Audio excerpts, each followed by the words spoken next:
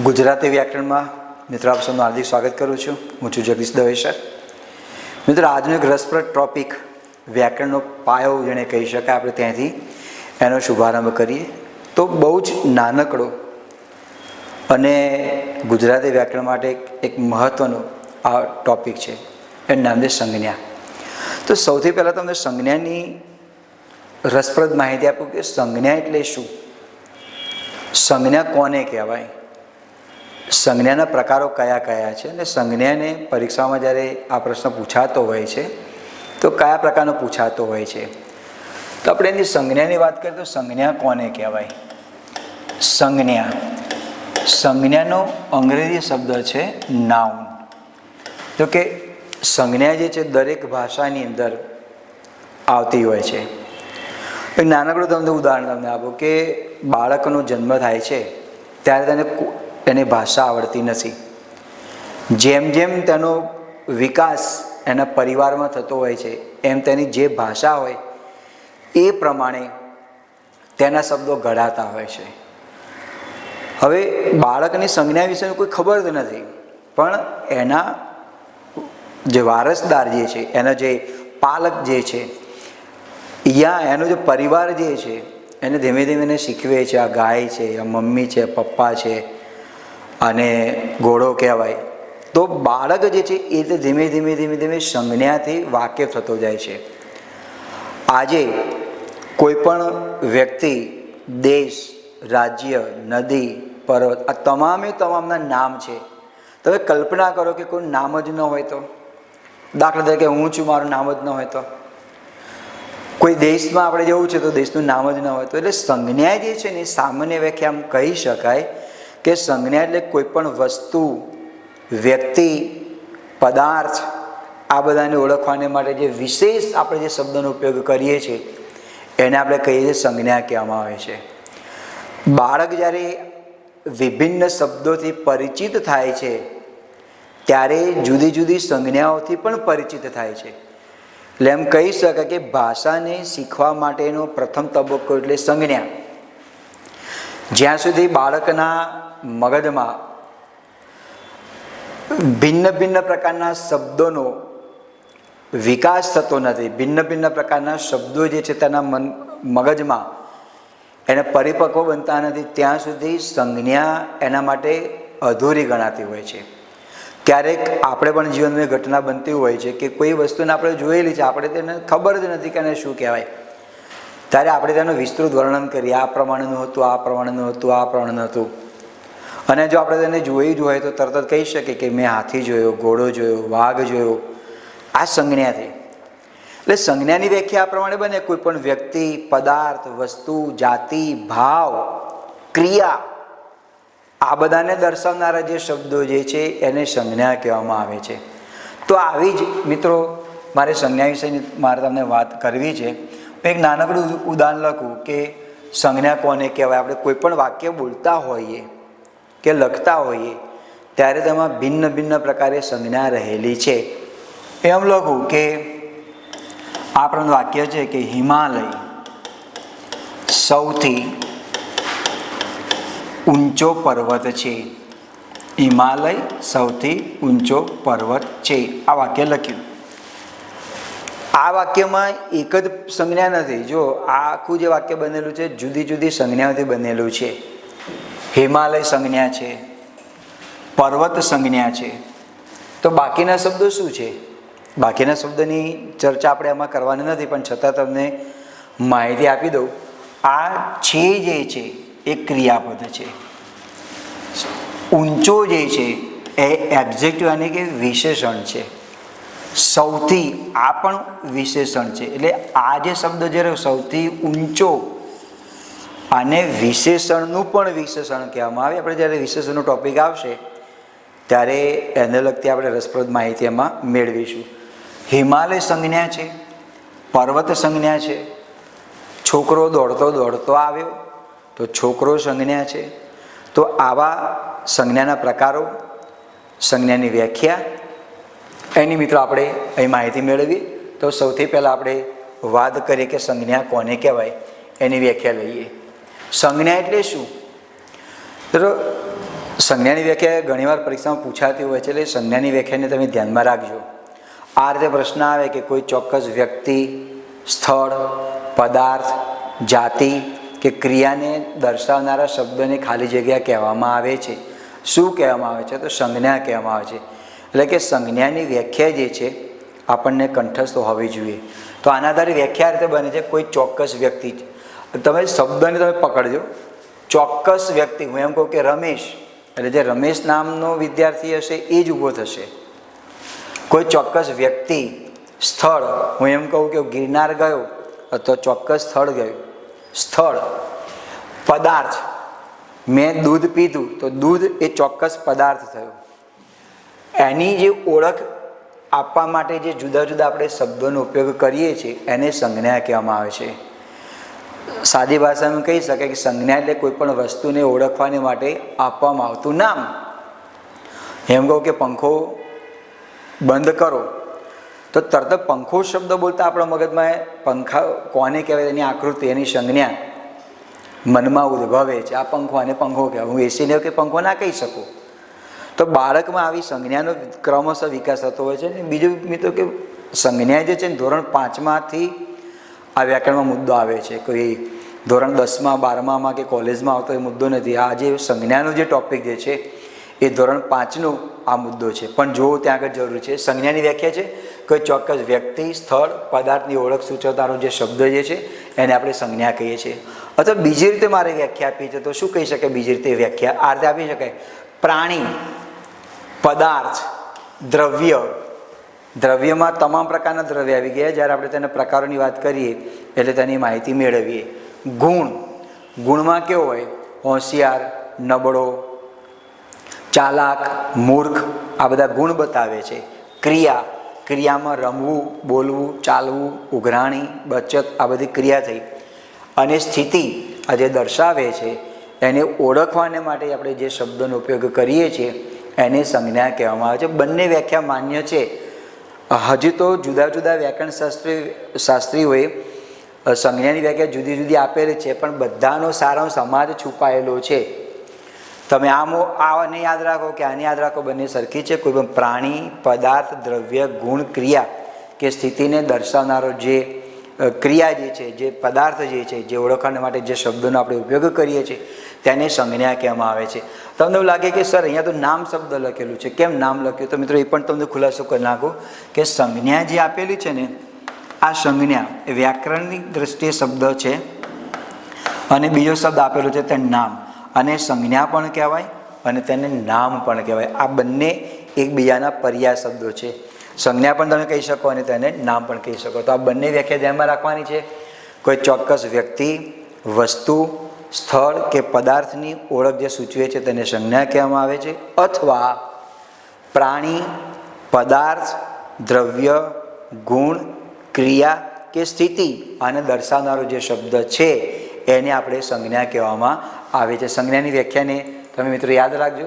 આપણે કેટલાક ઉદાહરણ લઈએ. દાખલા તરીકે પહેલું વાક્ય આપેલું છે કે ગાંધીજીએ સત્યાગ્રહ કર્યો. આ વાક્યમાં સંજ્ઞા છે. ગાંધીજી સંજ્ઞા છે. સંજ્ઞાનો કયો પ્રકાર છે હું એની વાત કરતો નથી. માત્ર ને માત્ર તમને એ સમજાવું છું કે સંજ્ઞા કોને કહેવાય, એના કયા કયા ઉદાહરણો આપું કે જેના આધારે તમને ખ્યાલ પડે કે સંજ્ઞા શું છે. તો ગાંધીજી સંજ્ઞા છે. સત્યાગ્રહ પણ મિત્રો સંજ્ઞા છે. એક જ વાક્યમાં એક જ સંજ્ઞા હોય એવું હોતું નથી. એક વાક્યમાં બે સંજ્ઞા હોય, ત્રણ પણ હોઈ શકે. જેવું વાક્ય એ પ્રમાણે ત્યાં આગળ સંજ્ઞા આવે. ગાંધીજી સંજ્ઞા છે, સત્યાગ્રહ પણ સંજ્ઞા છે. બીજું વાક્ય છે હિમાલય સૌથી ઊંચો પર્વત છે. તો હિમાલય સંજ્ઞા છે. હિમાલય શબ્દને બોલવામાં આવે એટલે તરત જ આપણા મગજમાં હિમાલય પર્વતની જે આકૃતિ જે છે, હિમાલય પર્વત જે છે એ મનમાં ઉપસી આવતો હોય છે. સૌથી ઊંચો અને પર્વત, હિમાલય પણ સંજ્ઞા છે અને પર્વત પણ સંજ્ઞા છે. લીમડાનું દાંતણ ઉત્તમ હોય છે. તો આમાં સંજ્ઞા કઈ છે? લીમડો. કોઈ પણ વૃક્ષનું નામ આપેલું હોય, કોઈ પણ પર્વતનું નામ આપેલું હોય, કોઈ પણ વ્યક્તિનું નામ આપેલું હોય, તમામે તમામ સંજ્ઞા છે. લીમડાનું દાંતણ ઉત્તમ હોય છે. દાંતણ પણ સંજ્ઞા છે. હોય છે એ ક્રિયાપદ છે, એ સંજ્ઞાને કહી શકાય નહીં. બીજું ઉદાહરણ છે મોર આપણું રાષ્ટ્રીય પક્ષી છે. મોર આ સંજ્ઞા છે, પક્ષી આ પણ સંજ્ઞા છે. પછીનું વાક્ય લઈએ, સત્યનો હંમેશા વિજય થાય છે. તો સત્ય આ સંજ્ઞા છે, વિજય આ પણ સંજ્ઞા છે. તો આ જે ઉદાહરણો જે છે મિત્રો, વાક્યમાં સંજ્ઞા ક્યાં છે, સંજ્ઞાને કઈ રીતે ઓળખી શકાય એની માહિતી મેં પુરવાર કરી. હવે આપણે જે વાત કરીશું એ વાતમાં ત્યાં આગળ આવશે સંજ્ઞાના પ્રકારો. તો સંજ્ઞાના પ્રકારો કયા કયા અંદર આવે એના માટે તમારે સંજ્ઞાના પ્રકારો આમ તો મુખ્ય 5 જ છે, પણ ગુજરાત રાજ્ય સરકારે ધોરણ 10માં સંજ્ઞાનો નાનકડો ટોપિક આવે છે, એમાં છેલ્લા ઘણા વર્ષોથી એક પ્રકારને ઉમેરેલો છે, એટલે આપણે એની પણ ત્યાં આગળ ચર્ચા કરીશું. તો એ પ્રકારને ઉમેરતા 6 સંજ્ઞાના પ્રકાર થશે. તો એના આધારે તમારે સંજ્ઞાના પ્રકારને ધ્યાનમાં રાખવું હોય તો સૂત્ર તમારે ધ્યાનમાં રાખવાનું રહેશે. સૂત્ર છે જા, સ, ભા, દ્ર, વ્ય અને ક્રિયા. આ રીતે તમે યાદ રાખી શકો. જાઝબા દ્રવ્યની ક્રિયા છે.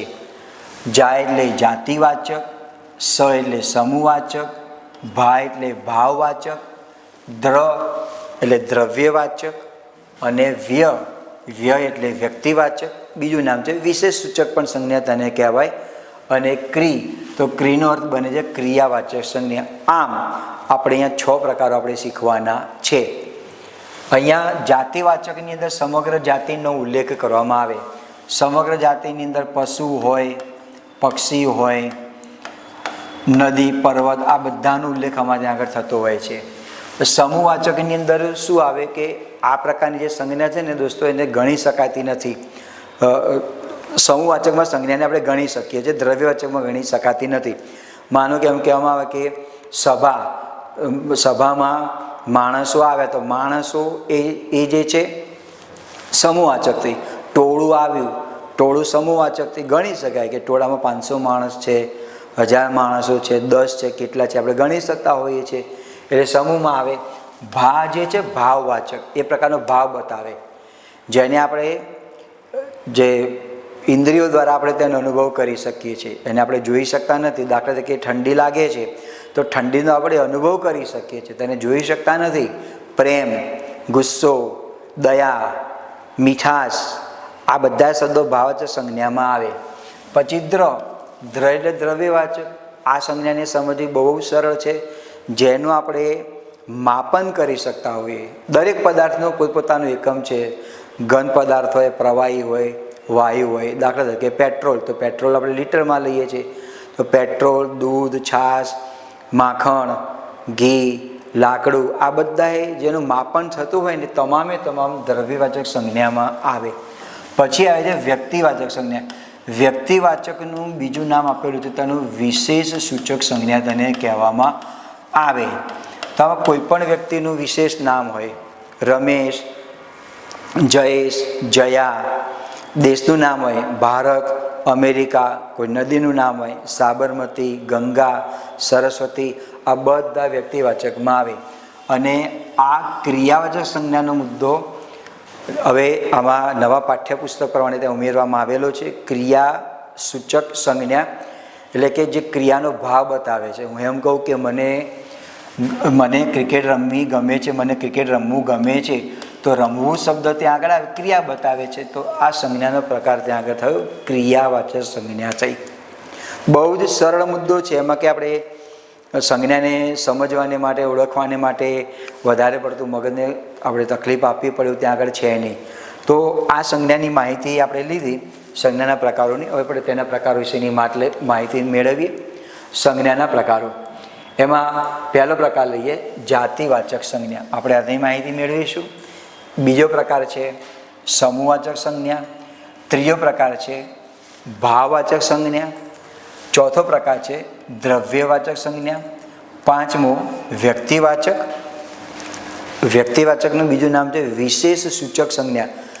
ઘણા બુક્સની અંદર વ્યક્તિવાચક શબ્દનો ઉપયોગ કર્યો નથી, અને કોઈ વાર પરીક્ષામાં આ રીતે પણ પ્રશ્ન પૂછી નાખતા વિશેષ સૂચક સંજ્ઞા બતાવો, એટલે આપણને લાગે કે આ તો મને શીખ્યા જ નથી, શીખેલા છીએ. એનું બીજું નામ છે વિશેષ સૂચક સંજ્ઞા. અને છઠ્ઠો પ્રકાર છે તેનો ક્રિયાવાચક સંજ્ઞા. આ તમામે તમામ સંજ્ઞાને ઓળખવા માટે એની વ્યાખ્યા અને તેના કેટલાક ઉદાહરણો આપણે ત્યાં આગળ લઈએ. તો જોઈએ આપણે એના કેટલા વાક્યોની અંદર સંજ્ઞાના પ્રકારમાં. પહેલું છે જાતિવાચક. શબ્દને તમે તોડો. જો જાતિ શબ્દના આપણે અર્થ ખૂબ જ સંક્ષેપમાં કરીએ છીએ. નહીં, જાતિ એટલે સ્ત્રી છે પુરુષ છે એ રીતે નહીં, એ તો ખરું જ. આ કઈ જ્ઞાતિનું છે એ તો ખરું જ, પણ જાતિ એટલે જે સમગ્ર જાતિનો ઉલ્લેખ કરતો હોય. માનો કે એમ કહેવામાં આવે કે છોડ, તો છોડની વ્યાખ્યામાં જે આવતા હોય તમામે તમામ જાતિવાચક થયા. પશુ તમામે તમામ જાતિવાચકમાં થયા. ગાય, ભેંસ, બકરો, ઘોડો, હાથી, માણસ જાતિવાચકમાં આવે. નદી જાતિવાચકમાં આવે. સમગ્ર જાતિનો ઉલ્લેખ કરે છે, માટે તે જાતિવાચક સંજ્ઞા એને કહેવામાં આવે. એની વ્યાખ્યા પ્રમાણે છે: વ્યક્તિ, પ્રાણી, પદાર્થના આખા વર્ગને જે દર્શાવે છે એ સંજ્ઞા, એટલે તેને આપણે કહીએ છીએ જાતિવાચક સંજ્ઞા કહેવામાં આવે. આ જાતિ, હું એમ કહું કે ચકલી, તો ચકલીની અંદર સમગ્ર ચકલીનો ઉલ્લેખ છે. કે નાની ચકલી હોય, મોટી ચકલી હોય કે ગમે તે હોય, એનો ઉલ્લેખ છે, માટે જાતિવાચક ત્યાં આગળ સંજ્ઞા ત્યાં આગળ થઈ. પ્રાણીનો બીજો શબ્દ છે પશુ. આ એનો સમાનાર્થી શબ્દ છે પશુની અંદર તમે ઘોડો લો, હાથી લો. ઘોડો, હાથી આ તમામે તમામ ત્યાં આગળ આવે. છોકરો, છોકરી, પણ છોકરાનું નામ હોય તો આમાં આવે નહીં. તો આ એની વ્યાખ્યા છે: વ્યક્તિ, પ્રાણી, પદાર્થના આખા વર્ગને દર્શાવનારી સંજ્ઞા, એટલે આપણે કહીએ છીએ તેને જાતિવાચક સંજ્ઞા તેને કહેવામાં આવે. એના કેટલાક ઉદાહરણો છે. દાખલા તરીકે શહેર. શહેર એટલે કોઈ પણ એક શહેરની વાત નથી, તમામે તમામ શહેરની વાત છે. પર્વત, તો પર્વતની પરિભાષામાં, પર્વતની વ્યાખ્યામાં આવનાર તમામ શબ્દની વાત છે પર્વત. ખાલી એમ કહીએ કે ગિરનાર પર્વત, તો ખાલી ગિરનાર પર્વત જ જાતિવાચકમાં આવે ના, જે છે તમામે તમામ આવે. પછી નદી, પંખી, ઋતુ. જો ઋતુ જાતિવાચકમાં આવે, પણ એવું કહેવામાં આવે કે શિયાળો, ઉનાળો, ચોમાસું, તો એનો પ્રકાર બદલાઈ જાય, એ વ્યક્તિવાચકમાં આવે. પછી ભાઈ, બહેન, સ્ત્રી, છોકરો, છોકરી, બ્રાહ્મણ, સિંહ, ગાય. ગાય એટલે કોઈ એક જ ગાય નહીં, સમગ્ર ગાય. પણ એમ કહેવામાં આવે કે નીલ ગાય, તો એનો પ્રકાર બદલાઈ જાય. શંકર ગાય, તો પ્રકાર બદલાઈ જાય. ગીરની ગાય, તો પ્રકાર બદલાઈ જાય. એ વ્યક્તિવાચકમાં આવે, કારણ કે એ સૂચક વિશેષ નામ છે. નદી જાતિવાચક થયું, પણ એમ કહેવામાં આવે કે ગંગા નદી, તો તેનો અર્થ બદલાઈ ગયો ત્યાં આગળ. ગંગા નદી તો વ્યક્તિવાચકમાં થઈ ગઈ. એટલે આ નાની નાની બાબતને તમે ધ્યાનમાં રાખજો. ગંગા નદી, નદી ખરી પણ કઈ ગંગા, તો એ જાતિવાચકમાં આવે નહીં. તો આના કેટલાક આપણે ઉદાહરણો છે: શહેર, પર્વત, નદી, પંખી, ઋતુ, ભાઈ, બહેન, સિંહ, ગાય વગેરે તેના ઉદાહરણો છે. કેટલાક આપણે વાક્ય લઈએ. પહેલું વાક્ય છે: મારા ગામમાં પર્વત છે. આ વાક્યમાં બે પ્રકારની સંજ્ઞા છે, એક ગામ અને બીજું છે પર્વત.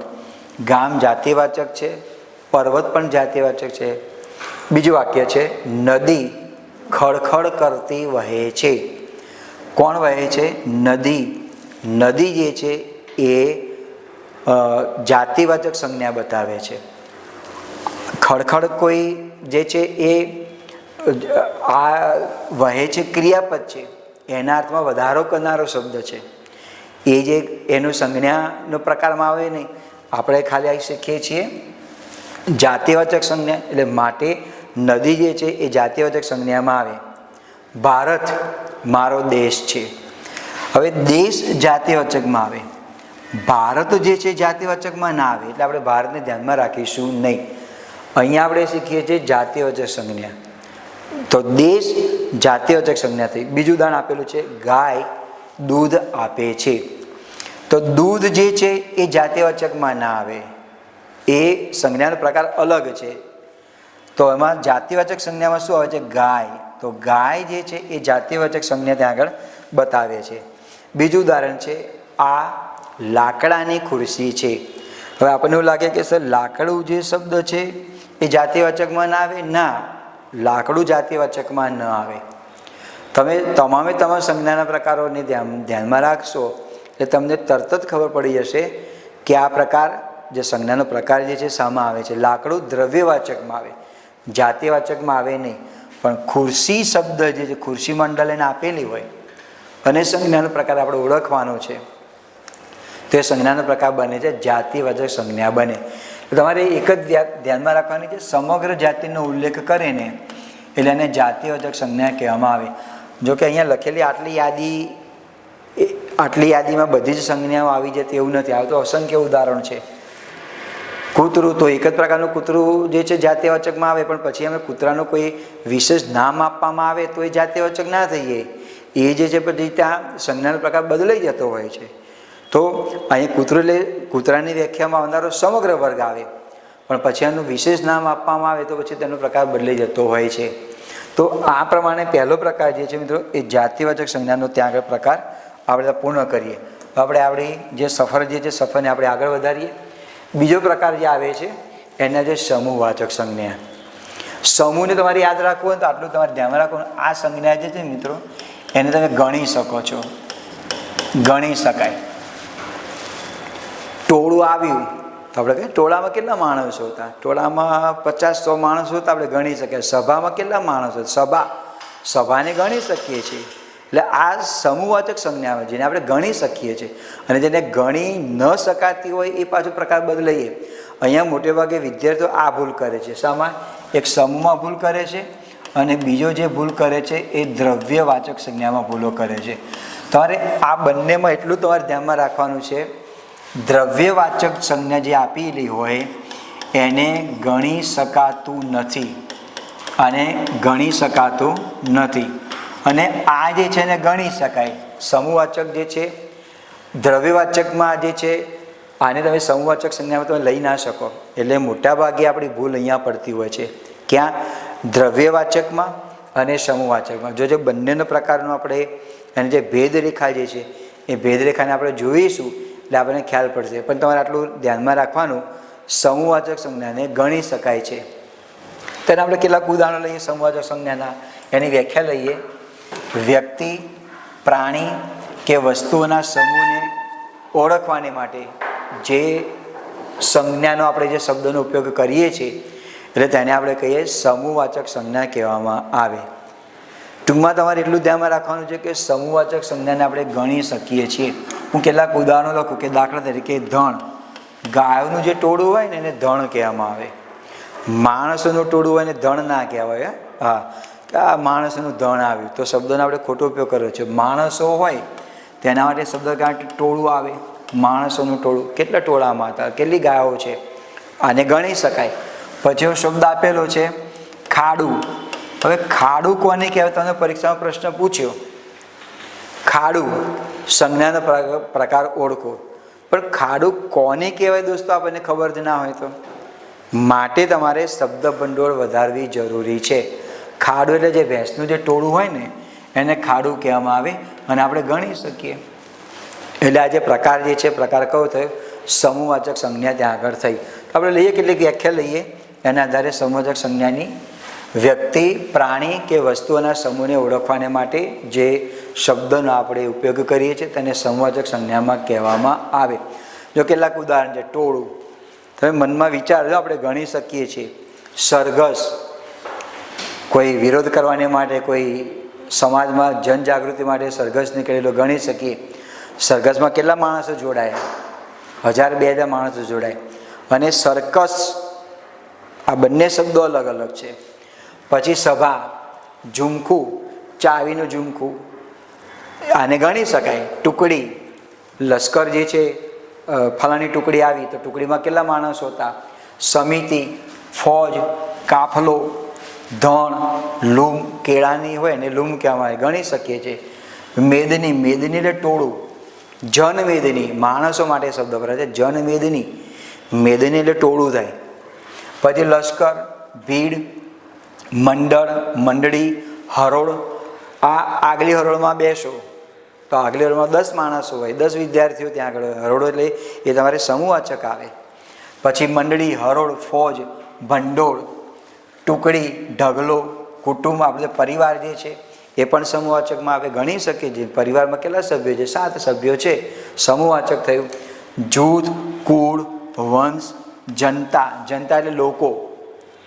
ભારત દેશની જે વસ્તી છે આપણે તેને ગણી શકીએ છીએ. સમૂહવાચક ત્યાં આગળ થઈ. પછી સમુદાય, એમ કહેવામાં આવે કે ફલાણો સમુદાય. સમુદાય એટલે ટોળું, મેદની, ગણી શકીએ છીએ. અને સમૂહ બધે.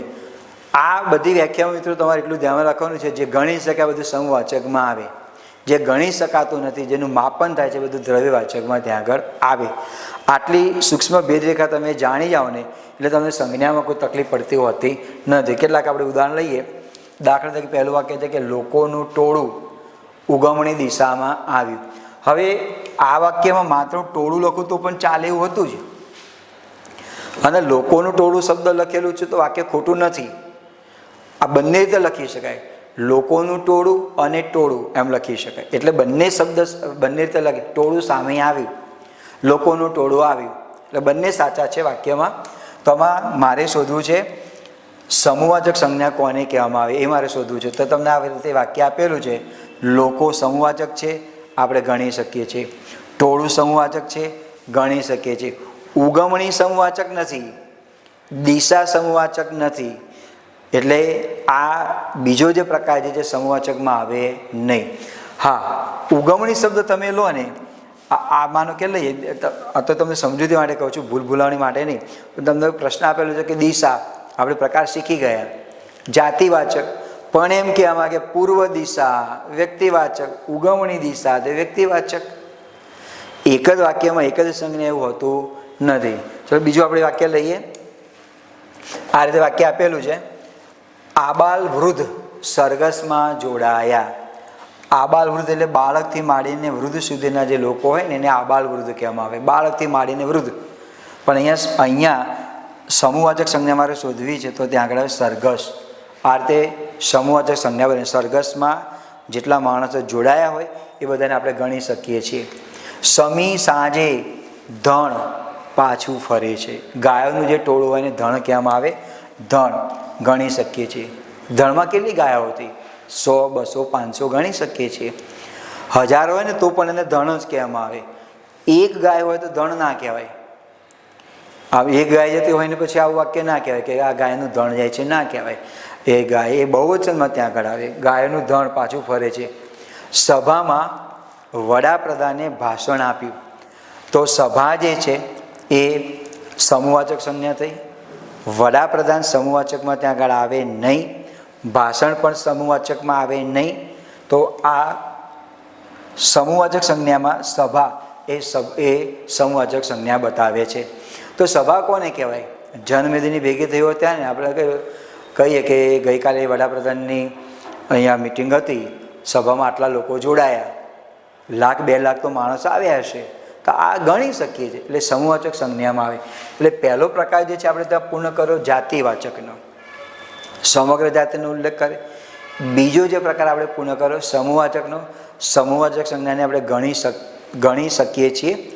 દ્રવ્યવાચક સંજ્ઞા જે હોય તેને આપણે ત્યાં આગળ ગણી શકતા નથી. હવે ત્રીજો પ્રકાર લઈએ. ક્રમશઃ લઈએ તો પહેલો જે પ્રકાર હતો જાતિવાચકનો હતો. બીજો જે પ્રકાર છે સમૂહવાચકનો છે. આપણે સૂત્ર પ્રમાણે આપણે જઈએ છીએ. આપણું સૂત્ર હતું જા સ ભા. હવે જે ત્રીજો પ્રકાર લઈશું એનું નામ આવશે ભાવવાચક સંજ્ઞા. હવે ભાવવાચક સંજ્ઞાની આછી પાતળી માહિતી એમાં આવે કે આ સંજ્ઞા જે છે મિત્રો, આપણે ભગવાને આપણે 5 ઇન્દ્રિયો આપી છે. ઇન્દ્રિયો દ્વારા આપણે તેનો અનુભવ કરી શકીએ છીએ. ઇન્દ્રિયો દ્વારા આપણે તેનો અહેસાસ કરી શકીએ. આ તમામે તમામ સંજ્ઞા ભાવવાચક સંજ્ઞામાં આવે. તો એની વ્યાખ્યા, એના ઉદાહરણો, એક નાનકડું ઉદાહરણ તમને આપું કે દાખલા તરીકે પ્રેમ, વહાલ. તો આપણે કોઈને કહી શકીએ કે તો એ મને 1 કિલો પ્રેમ કરે છે, તેને 1.5 કિલો પ્રેમ કરું. ના, એનો આપણે અનુભવ કરી શકીએ છીએ. માં જ્યારે તેના બાળકો પ્રત્યે જે પ્રેમ ભાવ બતાવે છે તો બાળક એ માના પ્રેમને અહેસાસ અનુભવ કરી શકે છે. એને જોઈ શકતો નથી, અનુભવ કરી શકે છે. એટલે જેનો અનુભવ થતો હોય એ તમામે તમામ બાબત ભાવવાચક સંજ્ઞામાં આવે. તો આપણે તેની વ્યાખ્યા લઈએ. ભાવવાચક સંજ્ઞા કોને કહેવામાં આવે? એની વ્યાખ્યા છે ઇન્દ્રિયોથી ઓળખાય, પણ ઇન્દ્રિયોથી ઓળખાય અને મનથી પણ સમજી શકાય તેવી સંજ્ઞા, એટલે આપણે તેને કહીએ છીએ ભાવવાચક સંજ્ઞા, તેને કહેવામાં આવે. બરાબર? તો ભાવવાચક સંજ્ઞાને આમાં બીજી એની આ રીતે પણ માહિતી આવી છે કે ભાવવાચક સંજ્ઞા જે ભાવ બતાવે, ગુણ બતાવે, ક્રિયા બતાવે અને સ્થિતિ પણ ત્યાં આગળ બતાવે. સ્થિતિની અંદર માનો કે તમને એવું લાગે કે સ્થિતિમાં શું આવે, દાખલા તરીકે બાલ્યાવસ્થા, આ સ્થિતિ થઈ. બાલ્યાવસ્થા આ સ્થિતિ બતાવે છે. વૃદ્ધાવસ્થા, યુવાવસ્થા આ સ્થિતિ બતાવે છે. યુવાની, ગળપણ, બાળપણ આ સ્થિતિ બતાવે છે. પછી ભાવ, એનો ગુણ, દાખલા તરીકે ઉદાર, કંજૂસ, આ પણ તેનો ગુણ બતાવે છે. ઉદાર છે, કંજૂસ છે, આનો ભાવ બતાવે છે. દાખલા તરીકે ગુસ્સો, આ એનો ભાવ બતાવે છે. હવે અહીંયા શબ્દ આપેલો છે ક્રિયા. જો ભાવવાચક સંજ્ઞાની અંદર જ્યાં સુધી ક્રિયાવાચક સંજ્ઞાનો ઉલ્લેખ નહોતો કર્યો ત્યાં સુધી ક્રિયા શબ્દને ભાવવાચક સંજ્ઞામાં લેવામાં આવતી હતી. પણ રાજ્ય સરકારે જ્યારે એમાં ફેરફાર કર્યો એટલે આ શબ્દને, ક્રિયા શબ્દને અલગ પાડી અને સંજ્ઞાનો નવો પ્રકાર ત્યાં મૂકવામાં આવેલો છે. એટલે આ ક્રિયા શબ્દને આપણે લઈશું ક્રિયાવાચક સંજ્ઞામાં ત્યાં આગળ લઈશું. નહીં તો ક્રિયાવાચકને પણ ભાવવાચક સંજ્ઞામાં આવતું હતું. તમારે જો ચેક કરવું હોય મિત્રો તો તમે ધોરણ 10નું પાઠ્યપુસ્તક જોજો.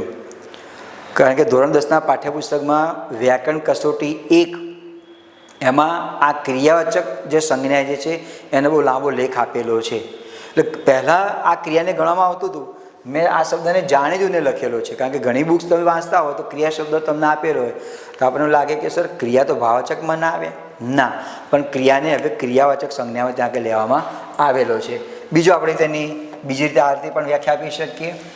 ભાવ, ગુણ, ક્રિયા કે સ્થિતિ દર્શાવે છે. જોઈ કે સ્પર્શી ન શકાય પણ ઇન્દ્રિયો દ્વારા જેનો આપણે અનુભવ કરી શકીએ છીએ તેને ભાવવાચક સંજ્ઞા કહેવામાં આવે. દાખલા તરીકે દિવસ. હવે દિવસને હું મિત્રો જોઈ શકું છું, એનો અનુભવ કરી શકું છું. હું તને સ્પર્શ કરી શકતો નથી. આ દાખલા તરીકે પ્રકાશ, તો પ્રકાશનો અનુભવ કરી શકું છું. આ દાખલા તરીકે પેન છે, પેનને હું પકડી શકું છું, તેને આ પેનનું ગ્રહણ કરી શકું છું, અનુભવ નથી. તો એ તો દિવસને પકડી શકતો નથી. પંખો તો પંખાને પકડી શકું છું, દિવસને પકડી શકતો નથી, તો અનુભવ કરું છું. જેનો અનુભવ થતો હોય એ તમામે તમામ ભાવવાચક સંજ્ઞામાં આવે. દિવસ, રાત, પ્રેમ, ગુસ્સો, ક્રોધ, જીવન, મરણ, લગ્ન આ તમામે તમામ ત્યાં આગળ આવતું હોય છે. તો એના આધારે આપણે કેટલાક ઉદાહરણ આપણે લઈએ. ભાવનો નિર્દેશ કરનારી જે સંજ્ઞા જે છે તેને ભાવવાચક સંજ્ઞા કહેવામાં આવે છે. આ કેટલાક ઉદાહરણો આપેલા છે. પ્રેમ, ભલાઈ, સફળતા, મૂર્ખાઈ, માનવતા, દાનવતા. માનવ શબ્દ પરથી બનેલો છે. માનવ શબ્દ આપેલો હોય ને મિત્રો તો એ જાતિવાચક સંજ્ઞામાં થઈએ. પણ માનવમાં પ્રત્યય લાગેલો છે તા, એટલે ભાવ બતાવે છે. માનવતા, દાનવતા, દાનવતા, સેવા, વિચાર. વિચારને હું આનો અનુભવ કરી શકું છું. મારા મનમાં જે વિચાર આવે સામેવાળી વ્યક્તિ એને જોઈ શકતી નથી. ક્યારે એને ખબર પડે કે જ્યારે હું સામેવાળી વ્યક્તિની સામે પ્રગટ કરું છું ત્યારે તેને ખ્યાલ પડે કે હા આનો વિચાર તો આ પ્રમાણેનો છે.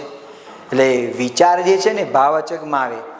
પછી જાગૃતિ, સુખ, દુઃખ. દુઃખની જોડણી ખોટી નથી. દુઃખને આમ પણ લખી શકાય અને આમ પણ લખી શકાય. બંને જોડણી માન્ય છે. આ અને વૈકલ્પિક જોડણી કહેવામાં આવે. બંને જોડણી માન્ય છે. ઘણાને લાગે કે સર દુઃખની જોડણી ખોટી લખેલી છે. ના, બંને જોડણી માન્ય છે અને વૈકલ્પિક જોડણી કહેવામાં આવે. ગરમી, ઠંડી, પીડાશ, પછી મજા, આનંદ, સેવા, ચોરી, યુદ્ધ, નિરાશ, રણકાર, શોક, વિવાહ, જીવન, મૃત્યુ, દિવસ, રાત, સમય, ઘડી. આ બધાનો આપણે ઉપયોગ એનો અનુભવ કરી શકીએ છીએ. માટે તમામે તમામ પ્રકારની જે સંજ્ઞા જે છે એ ભાવવાચક સંજ્ઞામાં ત્યાં આગળ આવે. એક માર્ક મિત્રો આપણે લેવાનું હોય ને એટલે આની પર આપણે બરાબરનું ધ્યાન આપણે આપવું ત્યાં આગળ જરૂરી છે. બધાના કેટલાક આપણે ઉદાહરણો લઈએ કે રીતે આને ઓળખી શકાય. દાખલા તરીકે પહેલું વાક્ય આપેલું છે ભાવવાચક સંજ્ઞાનું, તેના ચહેરા પર હાસ્ય છલકાઈ ગયું. તો આમાં ભાવવાચક સંજ્ઞા જે છે હાસ્ય.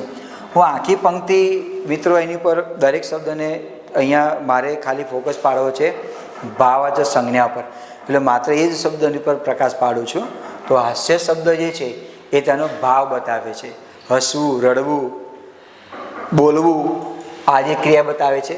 બીજું છે માનવીની જીભમાં જરાય મીઠાશ નથી. તો માનવ પરથી શબ્દ બનેલો છે માનવી. અને મીઠું પરથી શબ્દ બનેલો છે, ભાવવાચક બનેલું છે મીઠાશ. જેમ કે ગળ્યું, ગળ્યું પરથી શું બને? ગળપણ. ગળપણ આમ લખાય, ગળપણ આમ આવે, ગળપણ. અને તમે આમ લખો તો ગળપણ, બંનેનો અર્થ બદલાઈ ગયો. ગળપણ અને ગળપણ અર્થ બદલાઈ જાય છે. માનવીની જીભમાં જરાય મીઠાશ નથી, એટલે આ રીતે આવશે. ત્યાં આગળ શબ્દ જ આપેલો છે. પછી આપણે લઈએ જે ઉદાહરણ આપેલું છે તેમાં કોણે કીધું ગરીબ છીએ, કોણે કીધું રાગ. મકરંદ દવેની મિત્રો આ બહુ અદ્ભુત કાવ્ય છે.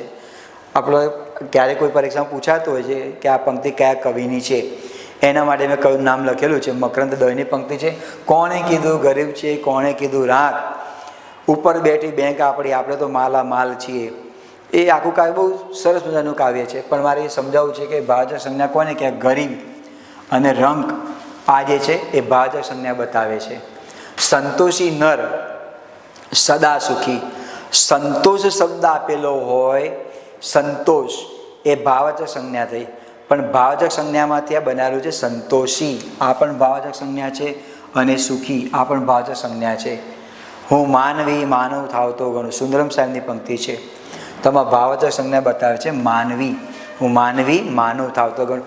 હવે માનવમાં અંડરલાઈન આપેલી હોય અને સંજ્ઞાનો પ્રકાર જાણવાનો હોય તો માનવ જાતિવાચક થઈ, સ્ત્રી જાતિવાચક, પુરુષ જાતિવાચક, માનવ જાતિવાચક થઈ.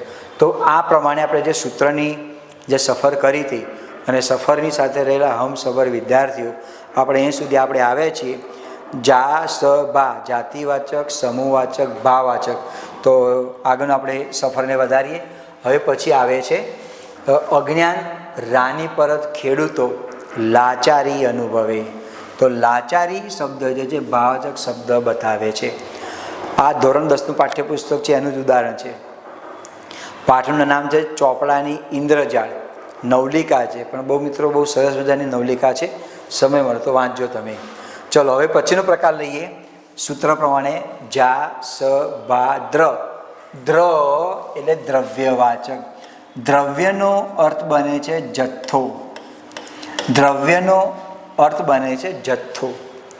હવે આની વ્યાખ્યા યાદ રાખવાની જરૂર નથી. તમારે આટલું ધ્યાનમાં રાખવાનું કે જેનું માપન થતું હોય, શું થતું હોય? જેનું માપન, જેને આપણે માપી શકતા હોઈએ એ તમામે તમામ જે છે એ તમારે દ્રવ્યવાચકમાં આવે. દ્રવ્યનો અર્થ બને છે જથ્થો. જેનું માપન થતું હોય, જેને આપણે માપી શકતા હોઈએ એ તમામે તમામ દ્રવ્યવાચક સંજ્ઞામાં આવે. તો તમે યાદી બનાવો દરેક પ્રકારના પદાર્થ. આપણે કરિયાણાની દુકાને ગયા હોય ને કહ્યું કે મને ઘઉં આપો, 1 કિલો ઘઉં આપો, તો 1000 દાણા ગણીને ના આપે, માપીને આપે. 1 લીટર પેટ્રોલ, 100 ગ્રામ દૂધ, માપન થાય છે ને. દ્રવ્યવાચક. સમૂહવાચકમાં શું આવે? સમૂહવાચકમાં આપણે ગણી શકીએ. 10 બાળકો બેઠેલા, તો બાળકો છે, સભા ગણી શક્યા, સરઘસ, ટુકડી, ફોજ, ઝુમખું ગણી શકીએ છીએ. માટે એ દ્રવ્યવાચકમાં નહીં પણ સમૂહવાચકમાં.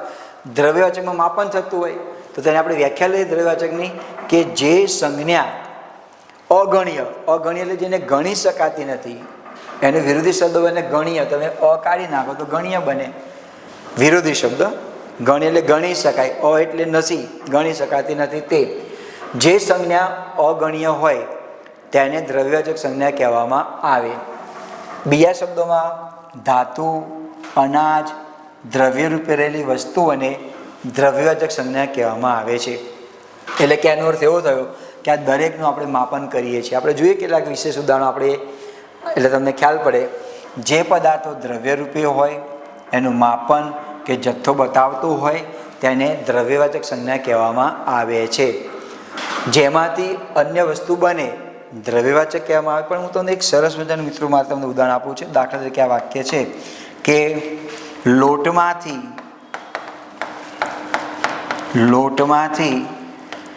રોટલી બને છે. લોટમાંથી રોટલી બને છે. હવે તમને રોટલી શબ્દ આપેલો છે અને લોટ શબ્દ આપેલો છે અને સંજ્ઞાનો પ્રકાર ઓળખાવો. તમને આ વ્યાખ્યા યાદ છે કે જેમાંથી અન્ય વસ્તુ બને તે નામ દ્રવ્યવાચક સંજ્ઞા જેને કહેવામાં આવે છે. તો મિત્રો એ તમારી વસ્તુ બરાબર છે. તો તમે લોટને પણ દ્રવ્યવાચક લખવાના અને રોટલીને પણ દ્રવ્યવાચક લખવામાં પણ ઉતાવળ કરવાની જરૂર નથી, કારણ કે તમે ત્યાં થોડો ભૂલ કરી છે. લોટ દ્રવ્યવાચકમાં આવે અને રોટલી જાતિવાચકમાં આવે. જાતિવાચકમાં તમે મૂકો તો અને તો જ તમને રોટલી ખાવાની મજા આવે, ન તો પછી ખાલી લોટ ફાંકવો પડે. આ ધ્યાનમાં રાખજો તમે. ચલો તો આપણે કેટલાક ઉદાહરણો લઈએ જેમાંથી અન્ય વસ્તુ બને તેને દ્રવ્યવાચક કહેવામાં આવે છે. દાખલા તરીકે અનાજ. તમામ પ્રકારના અનાજ, કઠોળ બધું અનાજ આવે.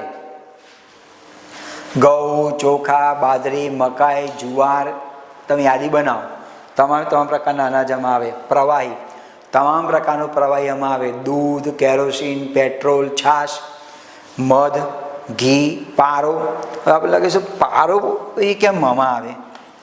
તો પારો તમે વિજ્ઞાનના નિયમમાં તમે જો, પારો એ ધાતુ છે પણ પ્રવાહી સ્વરૂપમાં છે.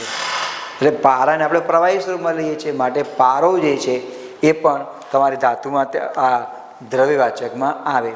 આ સિવાયની બધી વસ્તુ તમે લો તો માટી, લાકડું, રૂ, લોહી, રેતી, કાપડ. આપણે લાકડું લેવું તો ઘન ફૂટમાં લઈએ છીએ. હા, આ બધાનું માપન થતું હોય છે. ને રેતી, કાપડ જેનું માપન થાય છે એ તમામે તમામ એ તમારે દ્રવ્યવાચક સંજ્ઞામાં આવે. કેટલાક ઉદાહરણ આપણે લઈએ તેના દ્રવ્યવાચક સંજ્ઞાના. દાખલા તરીકે પહેલું ઉદાહરણ આપેલું છે, ગાયનું શુદ્ધ દૂધ મળે છે. હવે ગાયમાં અંડરલાઈન આપેલી હોય તો વાક્યનો પ્રકાર જુદો થાય, સંજ્ઞાનો પ્રકાર અલગ બને છે. મારે દ્રવ્યવાચક સંજ્ઞાને ઓળખવી છે તો દૂધ દ્રવ્યવાચક સંજ્ઞા છે. 100 ગ્રામ દૂધ 2 લીટર 1 લીટર માપન થાય છે. તો દૂધ જે છે એ દ્રવ્યવાચક સંજ્ઞાથી માપન થાય છે. બીજું આપેલું છે, વર્ષમાં 2 વખત રક્તદાન કરવું જોઈએ. તમને લાગે કે એમાં વર્ષ આવે, વખત આવે, શું આવે? જો તમને રક્ત શબ્દની અર્થની ખબર હોય તો રક્ત એટલે લોહી દ્રવ્યવાચક થઈ. જે લોહીનું દાન કરતા હોય, રક્તદાન કરતા હોય છે એનું પણ માપન જ હોય છે ને, દ્રવ્યવાચક સંજ્ઞા થઈ. તો તમારી પાસે મિત્રો ગુજરાતી શબ્દ ભંડોળ જેટલું વધારે હશે ને એટલી કોઈની તાકાત નથી ગુજરાતી વ્યાકરણ તમને પાછું પાડી શકે. રક્તની અર્થની ખબર ના હોય તો રક્ત એટલે લોહી થાય. ચલો ત્રીજું વાક્ય છે, આ વર્ષે ઘઉંનું વાવેતર વધારે છે. ઘઉં જે છે દ્રવ્ય બતાવે છે, કેટલા મણ ઘઉં થયા. તો તરત જ ખેડૂત કહેશે આ વખતે વરસાદ સારો પડ્યો ને કુદરતની મહેર હતી એટલે આ વખતે 100 મણ ઘઉં થયા. માપ થયું ને, 1 મણ એટલે 20 કિલો થાય. તો જેનું માપન થાય છે દ્રવ્યવાચક થઈ. સોનું સૌથી મોંઘી ધાતુ છે. તો સોનું એનું માપન છે. હા, તોલાના અર્થમાં જે માપન થતું હોય એ પ્રમાણે સોનું દ્રવ્યવાચક છે. ધાતુ એ જાતિવાચક છે, દ્રવ્યવાચક ત્યાં આગળ છે નહીં. યમુનાના વહેણ તમે મૂંગા છો કેમ? હવે યમુનાના વહેણ તમે મૂંગા છો કેમ? તો આમાં વહેણ શબ્દ જે છે એ દ્રવ્યવાચક છે. વહેણ એટલે પાણીનો ધસમસતો પ્રવાહ, એને પણ માપી શકાતું હોય, દ્રવ્યવાચક સંજ્ઞા થઈ. યમુનાના વહેણ તમે મૂંગા છો કેમ? આ તમામે તમામમાં તમે જો દૂધ, રક્તદાન, ઘઉં, સોનું, વહેણ, દરેકનું જે ઘન પદાર્થ છે, પ્રવાહી છે, વાયુ છે, તેનું દરેકનું માપન અલગ અલગ છે. હવા દ્રવ્યવાચકમાં આવે. આપણે ગાડીમાં આપણે હવા પુરાતો ટાયરમાં તો માપીએ છીએ ને કેટલું પ્રેશર છે. CNG પૂરા માટે ગયા હોય તો પણ પ્રેશર ચેક કરીએ છીએ. એ બધા પદાર્થો દ્રવ્યવાચક સંજ્ઞામાં આવે. તમે CNG પુરાવો છો તરત જ યાદ આવ્યા તો દ્રવ્યવાચક સંજ્ઞા છે. હવા પુરાવો છો યાદ આવે, દ્રવ્યવાચક સંજ્ઞા છે. પણ એક વખત યાદ આવવું જોઈએ. તો આની સાથે આ સૂત્ર પ્રમાણેની જે મંજિલ હતી એમાં જા, સ, ભા, ત્ર અને પછીનો જે પ્રકાર આવે છે વ્યક્તિવાચક. વ્યક્તિવાચકનું બીજું નામ જે છે તેને વિશેષ સૂચક સંજ્ઞા પણ તેને કહી શકાય. વિશેષ સૂચક. વિશેષ સૂચક એટલે દાખલા તરીકે એમ કહેવામાં આવે કે ભારત, તો ભારત એટલે ભારત જ, ભારત સિવાય બીજા કોઈ દેશનું નામ નથી. આ વિશેષ થયું. ગંગા, શું તમે સાબરમતી નદીને ગંગા નદી કહેશો? ના. રામાયણ, તો આપણે મહાભારતને રામાયણ કહીશું. આ વિશેષ નામ બતાવે છે, માટે તેને વ્યક્તિવાચક સંજ્ઞા કહેવામાં આવે. વ્યક્તિવાચક સંજ્ઞા વ્યાખ્યા આપણે લઈએ. વ્યક્તિ, પ્રાણી કે પદાર્થને ઓળખવાને માટે આપવામાં આવતું વિશેષ નામ, વિશેષ એટલે ખાસ, એને વ્યક્તિવાચક સંજ્ઞા કહેવામાં આવે. કોઈ પણ વ્યક્તિનું નામ હોય, તમારું, મારું, ક્લાસનું નામ હોય, શહેરનું નામ હોય, પુસ્તકનું નામ હોય, તમામે તમામ વ્યક્તિવાચક સંજ્ઞામાં આવે. પંખો જાતિવાચક સંજ્ઞા થઈ, પણ એમ કહેવામાં આવે કે આ પંખો તો ઉષા પંખો છે, તો વ્યક્તિવાચક થઈ ગઈ. એસી જાતિવાચક, પણ એ કહેવામાં આવે કે તો ફલાણી કંપનીનું એસી છે, તો તે વ્યક્તિવાચક સંજ્ઞા થઈ ગઈ. છોકરો જાતિવાચક, પણ તો રમેશ છે તો વ્યક્તિવાચક થઈ ગયું, કારણ કે રમેશ તેનું નામ ત્યાં આગળ થયું. સમાચાર પત્ર જાતિવાચક, પણ એમ કહેવામાં આવે તો સંદેશ છે, દિવ્ય ભાસ્કર છે, ગુજરાત છે, તો ત્યાં આગળ થઈ ગયું, વ્યક્તિવાચક થઈ ગયું. કેટલી સરળ વ્યાખ્યા છે વ્યક્તિવાચકની. અને ઉદાહરણ લઈએ, અમદાવાદ, નર્મદા, હિમાલય, ગિરનાર, મહેશ, છાયા, માયા, રામાયણ, સૂર્ય, જે તમે આ તો અસંખ્ય ઉદાહરણ બની શકે. આટલાથી સંતોષ નથી માનવાનો, તો માત્ર ઉદાહરણ છે. તો કોઈ પણ વ્યક્તિનું નામ તમે લો, એનું વિશેષ બતાવવામાં આવે છે, તમામે તમામ વ્યક્તિવાચક સંજ્ઞામાં આવતા હોય છે. આપણે કેટલાક ઉદાહરણ લઈએ. દાખલા તરીકે પહેલું વાક્ય આપેલું છે, મોર આપણું રાષ્ટ્રીય પક્ષી છે. હવે મિત્રો, તમને એવું લાગે કે સર આગળ આપણે એવું શીખ્યા કે મોર જાતિવાચકમાં આવે, પક્ષી જાતિવાચકમાં આવે, તો વસ્તુ તમારી સાચી છે. આ ધ્યાનમાં રાખજો. માત્ર ને માત્ર મોર શબ્દ તમને આપેલો હોય ને, મોર, મોર તો જાતિવાચક. પક્ષી શબ્દ તમને આપેલો છે, પક્ષી, તો પણ આ થયું જાતિવાચક. પણ આ વાક્ય પરીક્ષામાં ઘણી વાર પૂછાઈ ચૂકેલું છે, અને મોટા ભાગે વિદ્યાર્થીઓનો આન્સર ખોટો છે, કારણ કે એક જ ઇન્દ્રિયનું જ્ઞાન હતું. મોર એટલે લખી નાખો, અવાજ આવે. હવે તમને સમજાવું કેમ. જો સમજો, મોર આપણું રાષ્ટ્રીય પક્ષી છે. પક્ષી છે, પણ પક્ષીમાં કોની વાત કરી છે? મોરની. માટે મોર એ વ્યક્તિવાચક સંજ્ઞા થઈ. માત્ર મોર શબ્દ આપેલો હોય, ખાલી પક્ષી શબ્દ આપેલો હોય, તો અને તો જ તમારે આને જાતિવાચકમાં લેવાનું. હું એમ કહું કે ગાય પાલતુ પ્રાણી છે, તો ગાય જાતિવાચક, પણ એમ કહેવામાં આવે કે ગીર ગાય, તો ગાય છે, પણ કઈ ગાય છે? ગીર, તો વ્યક્તિવાચક ત્યાં આગળ થઈ ગયું. ગાય જાતિવાચક, પણ કઈ ગાય? ગીર, કાંકરેજી, તો એનો પ્રકાર બદલાઈ જાય. એટલે મોર આપણું રાષ્ટ્રીય પક્ષી, જો ઉદાહરણ આપેલું હોય, મોરનો પ્રકાર તમારે બતાવવાનો હોય તો વ્યક્તિવાચક, અને પક્ષી આપેલું હોય તો જાતિવાચક થાય. તો ત્યાં વ્યક્તિવાચક ત્યાં આગળ બનતું હોતું નથી. બીજું ઉદાહરણ છે, ગાંધીનગરમાં જોવાલાયક સ્થળો ઘણા છે. આ તો તમને આવડી ગયું. ગાંધીનગર વ્યક્તિવાચક સંજ્ઞા ત્યાં આગળ થઈ. ત્રીજું વાક્ય છે, જગડુશા આવી તમારી કેટલી વખારો છે ગામમાં, તો જગડુશા વિશેષ નામ બતાવે છે, વ્યક્તિવાચક ત્યાં આગળ સંજ્ઞા થઈ. ગામ જે છે વ્યક્તિવાચક ના આવે, ગામ એ જાતિવાચક ત્યાં આગળ બતાવે છે, એટલે તેમાં આવશે નહીં. અમે સૌ કબીરવડ જોવા ગયા. આ વાક્ય પણ મિત્રો પરીક્ષામાં ઘણી વાર પૂછાયેલું છે. કબીરવડ સંજ્ઞાનો પ્રકાર ઓળખો, તો કબીરવડ જે છે એ તમારે આવશે વ્યક્તિવાચક આવશે. વડ ખરો, પણ કયો વડ? કબીરવડ. માત્ર વડ શબ્દ આપેલો હોય, માત્ર વડ શબ્દ આપેલો હોય, તમને માત્ર વડ શબ્દ આપેલો છે, તો તમે લખી શકો કે આ જે છે જાતિવાચક થયું. પણ આ પણ વાક્ય આપેલું કે વડ પવિત્ર વૃક્ષ છે, વડ પવિત્ર વૃક્ષ છે, વૃક્ષ ખરું, પણ કયું વૃક્ષ? વડ, તો ત્યાં આગળ તમારે વ્યક્તિવાચક થઈ ગયું છે. મુદ્દો સરળ, પણ આ રીતે વાક્ય આપેલું હતું, ત્યાં વાક્ય બદલે એના જેવું છે. મોર, માત્ર મોર શબ્દ તમને આપેલો હોય તો જાતિવાચક, પણ એમ કહેવામાં આવે કે મોર પક્ષી, પક્ષીમાં વિશેષ આપ્યું, આ થયું ત્યાં આગળ વ્યક્તિવાચક થયું. હું એમ કહું કે ફૂલ, તો ફૂલ જે છે ને, આ ફૂલ જે છે એ જાતિવાચક થયું. પણ આ રીતે નામ આપેલું હોય ફૂલ, બીજું તમને શબ્દ આપેલો છે ગુલાબ, માત્ર ગુલાબ શબ્દ તમને આપેલો છે, તો પણ તમારે આ જાતિવાચક થયું.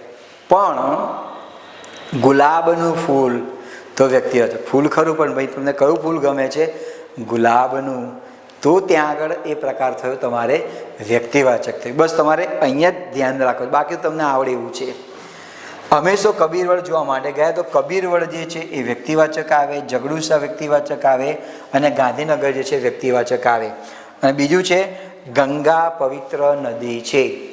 નદી ખરી પણ કઈ નદીની વાત કરી છે? ગંગાની. તો ગંગા વ્યક્તિવાચક થયું.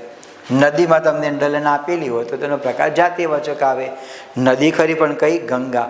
અને તમને એવું લાગે સર ખાલી ગંગા શબ્દ આપેલું હોય તો પણ જાતિવાચક ના આવે. ગંગા તો વિશેષ નામ છે. તમે અનુસ્વાર ના મૂકો તો અર્થ ગગા થઈ ગયો, અને ગગા લખો એટલે અર્થ બદલાઈ ગયો. નાદાન બાળક હોય, બુદ્ધુ હોય એને ગગો કહેવાય. અને ગગો એટલે બાળક પણ કે સૌરાષ્ટ્રમાં એમ કે હા ગગો છે, ગગા જેવો છે.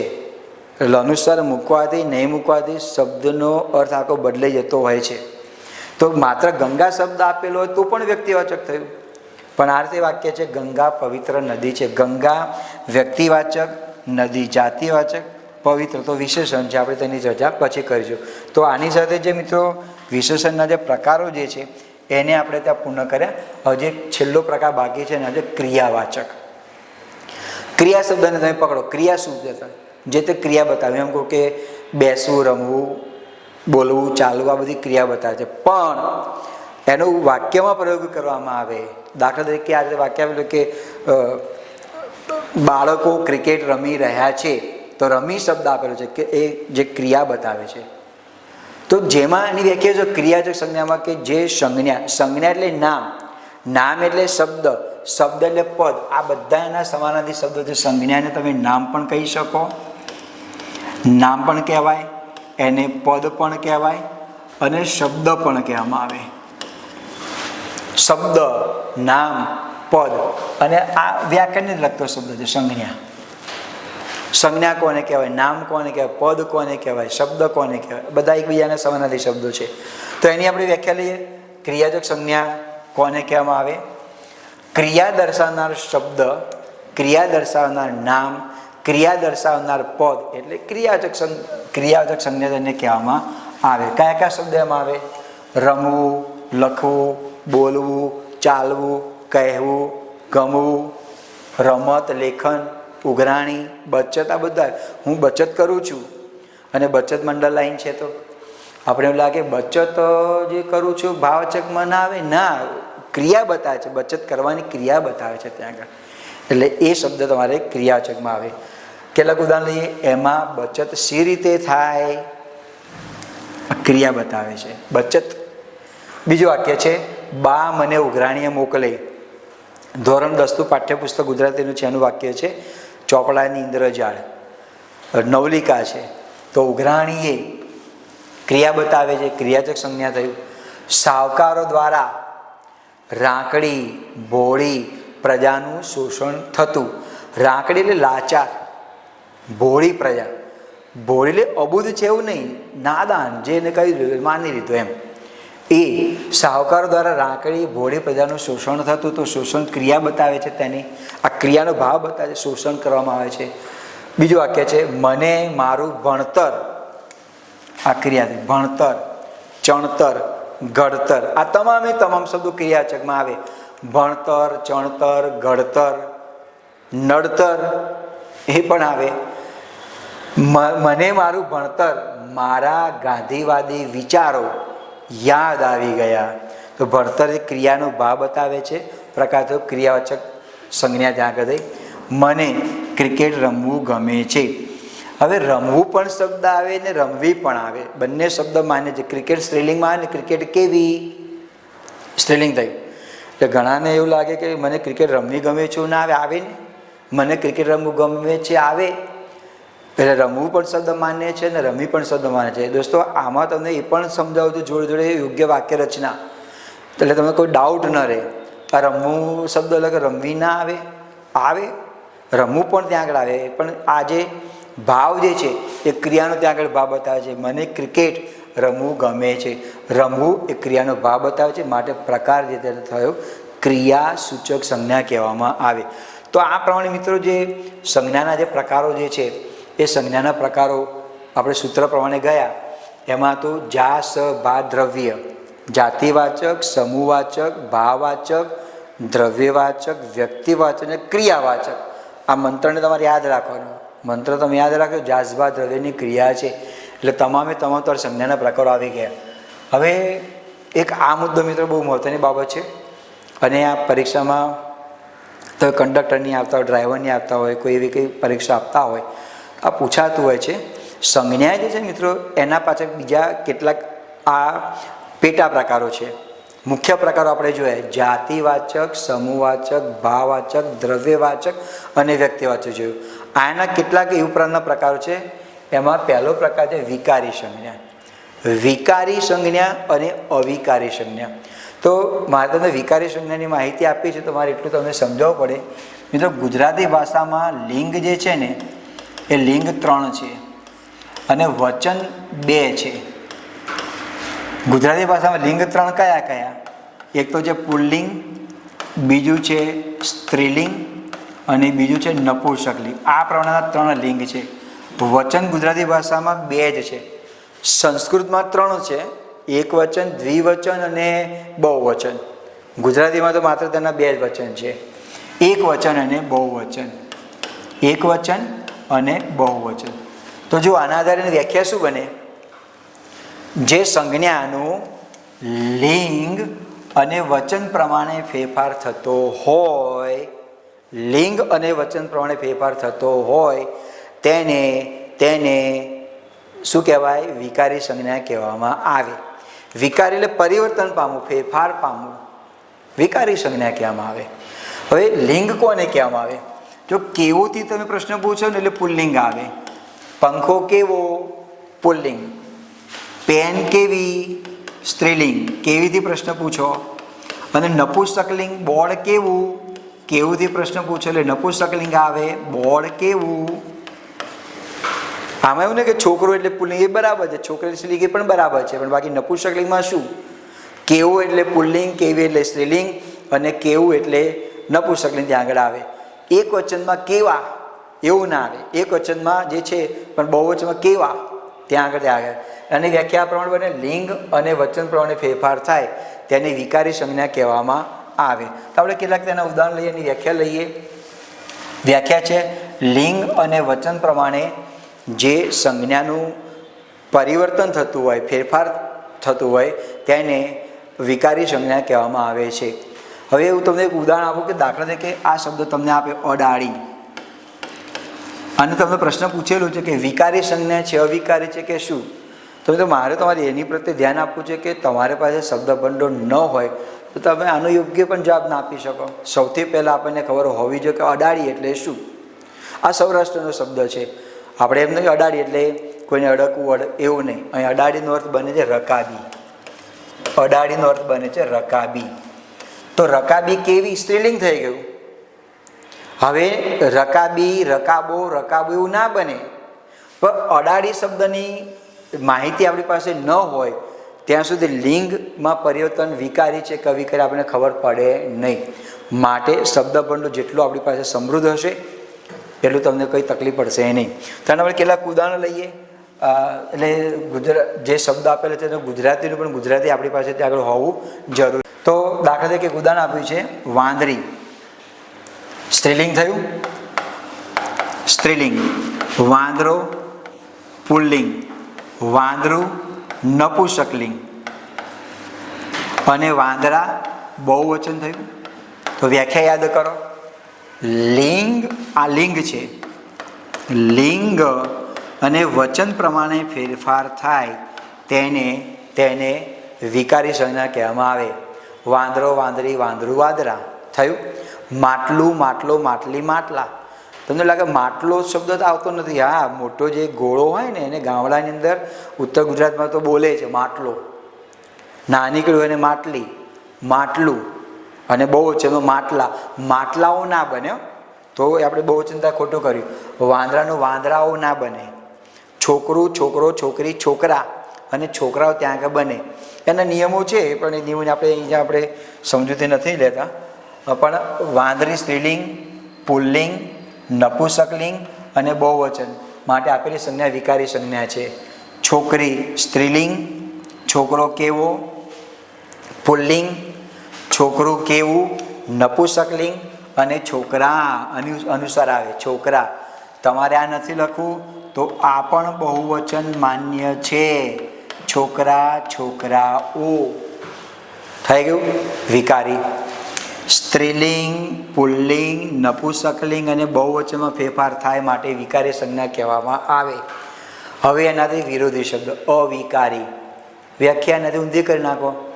લિંગ પ્રમાણે ફેરફાર ન થાય, વચન પ્રમાણે થાય. લિંગ પ્રમાણે ફેરફાર થતો નથી, પણ વચન પ્રમાણે ફેરફાર થાય. એટલે એક વચન હોય તો બહુવચન બની શકે. દાખલા તરીકે હું એમ કહું કે પંખો. પંખો શબ્દ તમને આપેલો છે, પંખો. પંખાનું બહુવચન બને, પંખો તો પંખા એમ બને.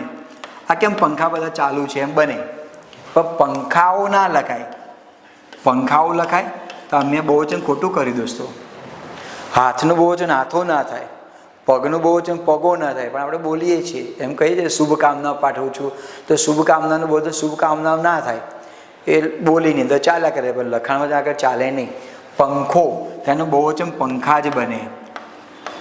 તો તમને લાગે કે હું લિંગ બદલું તો પંખો, પંખા, પંખી, પંખું એવું ના બને. તમને એવું લાગે કે સર પંખી તો બન્યું, અરે ભાઈ મારા પંખા એટલે આ યાંત્રિક જે સાધન છે તેની વાત કરી, હવા આવે, અને પેલું પંખી એટલે ઉડતું પક્ષી ત્યાં આગળ થઈ ગયું. એવું ખોટો પ્રયોગ ના કરતા, ને તો વિકારી ને અવિકારીમાંથી આપણે ક્યાં જતા રહીએ ખબર ના પડે. પંખો તો પંખો જ રહે, બહુવચન બને. ચપ્પુ, ચપ્પા. ખેતર, ખેતરો. લાડુ, લાડવા. લાડુ, લાડી, લાડો, લાડુ બને ના બને, એટલે એને અવિકારી કહેવામાં આવે. વ્યાખ્યા છે લિંગ કે વચન પ્રમાણે જે સંજ્ઞાનું રૂપ બદલાત. અહીંયા તમે વચન તો આપણે લઈશું, લિંગ પ્રમાણે એનું વચન બદલાતું નથી. એટલે સ્ત્રીલિંગ, પુલ્લિંગ અને નપુંસકલિંગ એમાં ફેરફાર ના થાય. વચન પ્રમાણે ફેરફાર થાય તો અવિકારી. આપણે કેટલાક ઉદાહરણ લઈએ. દાખલા તરીકે આપેલું છે કે ખેતર. તો ખેતરનું બહુવચન બને ખેતરો, એનું સ્ત્રીલિંગ બને ખેતરી. નપુંસકલિંગ બને ખેતરું ના બને. તમે બનાવો તો અલગ વસ્તુ છે, બાકી બને નહીં. રાજા, રાજાનું બહુવચન ના બને, રાજાઓ ના થાય, એ બહુવચનમાં જ છે, એક વચનમાં છે. ઘીનું ઘીઓ બહુવચન ના બને, અમે આટલા બધા ઘીઓ પીધું બને નહીં. નદીનું નદીઓ બને, પણ બીજા કોઈ લિંગમાં ફેરફાર થતો નથી. લાડુ એનું બહુવચન બને લાડવા, પણ સ્ત્રીલિંગ બને લાડુ, લાડી, લાડો. તો તમને લાગે સર આ તો બને છે લાડી. પછી તમે એમ લાગો કે લાડુ,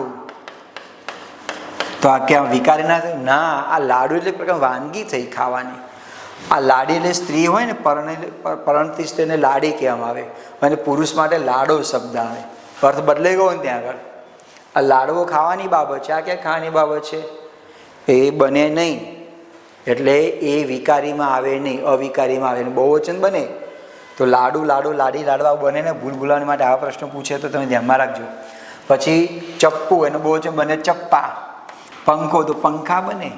આ તમામે તમામ સંજ્ઞા અવિકારી સંજ્ઞા કેને કહેવામાં આવે. લિંગ અને વચન પ્રમાણે ફેરફાર થતો વિકારી, લિંગ પ્રમાણે ફેરફાર થતો નથી, પણ વચન પ્રમાણે ફેરફાર થાય છે એ અવિકારી. ઓકે મિત્રો, આની સાથે આ જે સંજ્ઞાના મહત્વના જે પ્રકારો જે છે તે આપણે બધા પૂર્ણ કર્યા. હવે કેટલાક વાક્યો તમને આપું છું, હું તમને સમજાવું છું કે આ વાક્ય આ સંજ્ઞામાં કેમ આવે છે. તમે જેટલો મિત્રો પ્રયાસ કરશો એટલો તમને વધારે મજા આવશે. વધારે મજા આવશે, તમને પ્રશ્નો ઉપસ્થિત થશે, પ્રશ્નો થશે એટલે તમે કંઈ પૂછશો, અને પૂછતા પંડિત થવાય. ગુજરાતીમાં વ્યાખ્યા છે તો તમે પંડિત બની જશો. તો લઈએ, આપણે પહેલું વાક્ય છે ગુજરાત આપણું રાજ્ય છે. એના ઉત્તર આપી દીધેલા છે. ગુજરાત જે છે વ્યક્તિવાચક છે અને રાજ્ય જે છે જાતિવાચક છે. કેમ આવું બને છે? તો જો ગુજરાત જે છે ને વિશેષ નામ બતાવે છે. તમે યાદ કરો, ગુજરાત રાજ્ય એટલે આપણા દેશમાં કે બીજી કોઈ જગ્યાએ ગુજરાત ખરું? વિશેષ નામ છે. ગુજરાત એટલે તરત જ યાદ આવે કે ભારત દેશના નકશામાં રહેલું પશ્ચિમ ભાગમાં આવેલું રાજ્ય એટલે ગુજરાત રાજ્ય. અમદાવાદ એટલે આપણને આ જ યાદ આવે. અમદાવાદ કહો, અમદાવાદ કહો, અહેમદાબાદ કહો, આપણને યાદ આવે. વિશેષ નામ છે. રાજ્ય આ જાતિવાચક છે. રાજ્યમાં તો શબ્દ ગમે તે ઉપયોગ કરી શકતા હોય છે. એટલે ગુજરાત આપણું રાજ્ય છે. ગુજરાતમાં અંડરલાઈન આપેલી હોય તો વ્યક્તિવાચક, રાજ્ય જે છે એ જાતિવાચક. બીજું વાક્ય છે, ઉદાહરણમાં આપણે સમજાવી દીધેલું છે, મોર આપનું રાષ્ટ્રીય પક્ષી છે. મેં તમને કહ્યું હતું કે મોર ખાલી શબ્દ તમને મિત્રો આપેલું હોય તો મોરને તમારે જાતિવાચકમાં લેજો, પણ આ પ્રમાણે વાક્ય તમને આપેલું હોય તો મોર વ્યક્તિવાચકમાં લેવાનું. આ વાક્ય પરીક્ષામાં પહેલાં ઘણીવાર પૂછાઈ ચૂકેલું છે. પક્ષી ખરું પણ કયું પક્ષી? મોર, આ વિશેષ નામ છે. ફૂલ કયું?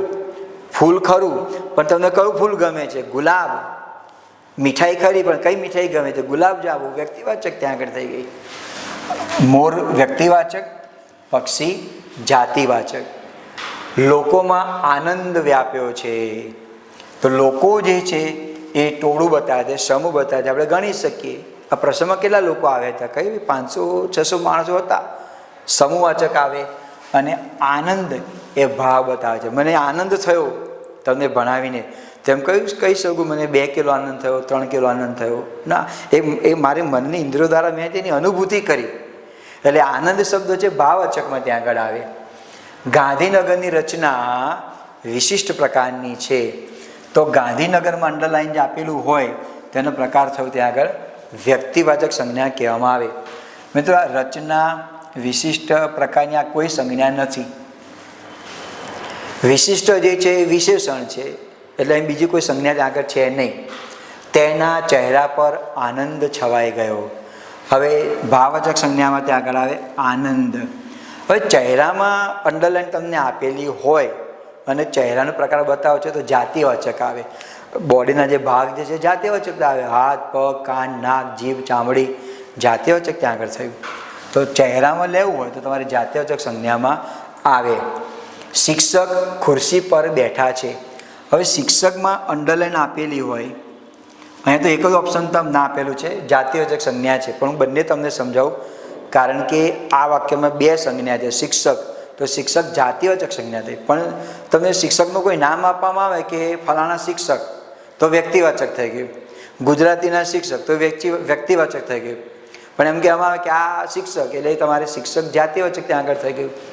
અને ખુરશીમાં અંડરલાઈન આપેલી હોય તો પણ જાતિવાચક થયું. પણ લાકડાની ખુરશી તો વ્યક્તિવાચક, લોખંડની ખુરશી તો વ્યક્તિવાચક, શિક્ષક તો જાતિવાચક, પણ ગુજરાતીના શિક્ષક તો વ્યક્તિવાચક ત્યાં આગળ થઈ ગયું.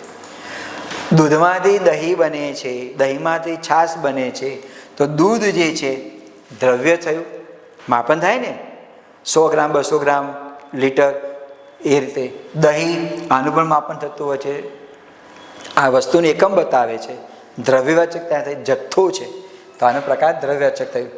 ગોળમાંથી મીઠાશ ચાલી ગઈ છે. હવે મીઠાશ શબ્દ છે ભાવ બતાવે છે, માટે મીઠાશ ભાવવાચક સંજ્ઞા થઈ. તમને લાગે કે સર ગોળ શબ્દ આપેલો છે, ગોળમાં મારે સંજ્ઞાનો પ્રકાર લેવો છે તો બની શકે? હા, કેમ ના બને? ચલો, કયો પ્રકાર આવે મારે એમ કહેવું છે. તમને ઓપ્શન આપેલા છે કે જાતિવાચક આપ્યું, ભાવવાચક આપ્યું, દ્રવ્યવાચક આપ્યું. તમને લાગે કે મીઠાશ શબ્દ ભાવવાચક છે તો ગોળમાંથી મીઠાશ મળીને, તો ગોળ ભાવવાચકમાં ના આવે? ના ના ના ના, જરાય નહીં. તો કોઈ ભાવ ઉત્પન્ન નહીં થાય. ગોળનું માપન થાય છે. કેટલા કિલો ગોળ જોઈએ તમારે? 2 કિલો, 3 કિલો, એટલે ગોળ દ્રવ્યવાચકમાં આવે. અને ગોળમાં તમે જો ઊંધી માત્રા છે, તમે આ પણ લખો ને એને ગોળ થઈ ગયું, ગોળ. અને મોટા ભાગના જોડની ખોટી લખે છે, આ ગોળ થયું, ગોળ મળશે. આ રાઉન્ડ ગોળ, ગોળની જોડની આમ આવે. ગોળમાંથી મીઠાશ ચાલી ગઈ છે, એટલે મીઠાશ ભાવવાચક અને ગોળ શબ્દ આપેલો હોય તો દ્રવ્યવાચક સંજ્ઞા આગળ થાય. કેમ? કારણ કે ગોળનું માપન થાય છે, મીઠાશનો ભાવ આપણે અનુભવીએ છીએ. બીજું વાક્ય આપેલું છે શાકનું લાકડું કિંમતી હોય છે. શાકનું લાકડું કિંમતી હોય છે. હવે મારે એક ખુલાસો મિત્રો કરવો છે. કિંમતી શબ્દમાં મોટાભાગે વિદ્યાર્થીઓને ડાઉટ હોય છે કે સર એની જોડની આમ ખોટી છે. અરે ના, હું ખુલાસો કરી આપું તમને. હું જોડે જોડે તમને આ પણ જ્ઞાન આપતો રહીશ. કિંમત તમે આમ લખી શકો, કિંમત. પછી તમને એવું લાગે દીર્ઘામ કે ના કિંમતી ના બને, ના, આની વેલ્યુ ઘટી જાય. આના કિંમતીની જોડની આમ જ છે, લખે છે લખનારા, તો કંઈ ભૂકંપ નથી આવે, પણ જોડણી ખોટી છે ત્યાં આગળ. તમારે સાચી જોડણી જોવી હોય તો જોડે જોડે તમારે જોડતું રહેવાનું તમારે. તો શાકનું લાકડું કિંમતી હોય છે. હવે લાકડું ખરું, પણ કયું લાકડું? શાકનું. શાકમાં અંડરલાઈન આપેલું તો વ્યક્તિવાચક થયું, બરાબર. લાકડું ખરું પણ કહું છે શાકનું, તો વ્યક્તિવાચક થયું. પણ લાકડુંમાં અંડરલાઈન આપેલું હોય તો દ્રવ્યવાચક થયું. લાકડું ઘનફૂટમાં માપી શકાય, બરાબર. હવે કિંમતી શબ્દમાં અંડરલાઈન આપેલી હોય તો ભાવવાચક. આ એક જ વાક્યમાં 3 સંજ્ઞા છે. શાક વ્યક્તિવાચક, લાકડું દ્રવ્યવાચક, કિંમતી ભાવવાચક. હજુ પણ એમાંથી થોડું આપણે ઓપરેશન કરીએ તો તમને આ જોવા માટે તમને મળશે. માનો કે તમને વાક્યમાં આખી અંડરલાઈન આપેલી છે સાગરનું લાકડું. સાગનું લાકડું આખા શબ્દમાં તમને અંડરલાઈન આપેલી છે. તો સાગનું લાકડું અંડરલાઈન આપેલી હોય તો તમારે દ્રવ્યવાચક ના બને, વ્યક્તિવાચક ત્યાં થાય. લાકડું ખરું પણ કયું લાકડું ભાઈ તમારે લેવું છે? સાગનું. તો ત્યાં આગળ વ્યક્તિવાચક ત્યાં આગળ થાય. ઓકે. અને તો આ પ્રમાણે મિત્રો જે વાક્યો જે સાગના અને જે બધા આપેલા છે વાક્યોની અંદર, તો જે સંજ્ઞાના જે પ્રકારો જે હતા એ સંજ્ઞાના પ્રકારોની આપણે ત્યાં આગળ સંજ્ઞાના જે પ્રકારો જે હતા જાતિવાચક, ભાવવાચક, સમૂહવાચક, ક્રિયાવાચક, દ્રવ્યવાચક અને કેટલાક વિશિષ્ટ ઉદાહરણો સાથે મિત્રો સંજ્ઞાનું જે આખું ચેપ્ટર જે છે એને આપણે પૂર્ણ કરીએ છીએ મિત્રો. હવે ધ્યાનમાં રાખવા છે કેટલીક બાબતો, ધ્યાનનું પણ આપણે ધ્યાન રાખવાનું છે. કારણ કે સંજ્ઞાના પ્રકાર તો આપણે શીખ્યા, પણ હું તમને જાતિવાચક કોને કહેવાય, વ્યક્તિવાચક કોને કહેવાય આ તો આપણે ખબર પડી ગઈ. પણ અહીંયા કેટલાક તમને ઉદાહરણ મિત્રો તમારી સામે પીરસી રહ્યો છું. તો એ ઉદાહરણોને તમે ધ્યાનમાં આપો કે તમને એ વ્યક્તિવાચક છે પણ છતાંય એ જાતિવાચક બને છે, ભાવવાચક છે પણ છતાં તેનો પ્રકાર ત્યાં આગળ બદલાઈ જાય છે. તો આપણે કેટલાક એવા ઉદાહરણો આપણે જોઈએ મિત્રો. જુઓ, એક ઉદાહરણ આપેલું છે કે ઘણીવાર સંજ્ઞાવાચક નામ જે છે એટલે કે સંજ્ઞા જે છે એનો ઉપયોગ જાતિવાચક તરીકે પણ ત્યાં આગળ થતો હોય છે. દાખલા તરીકે આપણે લઈએ કે આ કવિ તો જાણે બીજો શેક્સપિયર.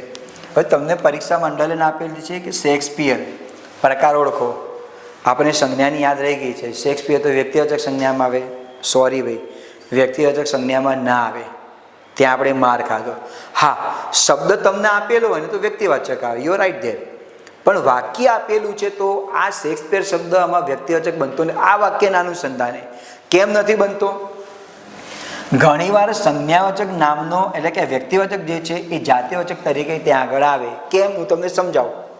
જો આ કવિ એટલે XYZ કવિ જે છે એનામાં એટલી બધી લાક્ષણિકતાઓ છે, એનામાં એટલી બધી ગુણવત્તા છે, એટલું સારું લખી શકે છે કે શેક્સપિયરની તુલનામાં આવે છે.